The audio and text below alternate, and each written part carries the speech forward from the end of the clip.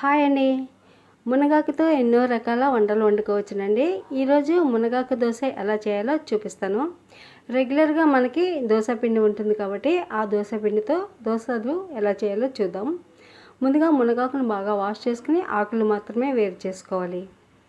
ఈ ఆకుల్ని దోశ పిండిలోకి వేసుకుని కొద్దిగా ఉల్లి, పచ్చిమిర్చి, అల్లం తరుగు, జీలకర్ర, తగినంత ఉప్పు వేసుకుని బ్యాటర్ని ఇలా రెడీ చేసుకోవాలి. నెక్స్ట్ స్టవ్ ఆన్ చేసి పాన్ పెట్టి కొద్దిగా నెయ్యి వేసి హీట్ అయిన తర్వాత 2 గరిటెల పిండి వేసుకుని కొంచెం ఈవెన్గా స్ప్రెడ్ చేసుకోవాలి. ఈ దోశలు మరీ పలచగా అయితే రావండి, మధ్యలో ఆకులు ఉల్లి అన్నీ ఉంటాయి కాబట్టి కొంచెం తిక్కగానే వస్తుంది. చుట్టూరా కొద్దిగా నెయ్యి వేసుకుని పైన కూడా కొంచెం నెయ్యి అప్లై చేసుకుని 1 నిమిషం పాటు మూత పెట్టి సిమ్లో మగ్గించుకోవాలి. 1 నిమిషం తర్వాత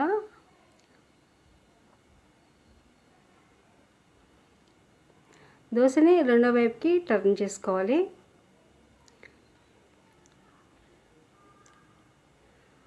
మునగాకు రెగ్యులర్గా వాడితే ఎముకలు బలంగా తయారవుతాయటండి, డాక్టర్లు చెప్తున్నమాట. రెండో వైపు టర్న్ చేసుకుంటే మరొక 2 నిమిషాలు రెండో వైపు కూడా కాల్చుకోవాలి. మీకు మునగాకు అవైలబుల్గా లేకపోతే సూపర్ మార్కెట్లో మోరింగా పౌడర్ అవైలబుల్గా ఉంటుంది, ఆ పౌడర్ని కూడా వేసుకుని వాడుకోవచ్చునండి. ఈ మునగాకు రెగ్యులర్గా వాడటం వల్ల ఆహారం తొందరగా అరిగిపోతుంది. ఇలా చెప్పుకుంటూ పోతే మునగాకులో బోలెడన్ని ప్రయోజనాలు ఉన్నాయండి.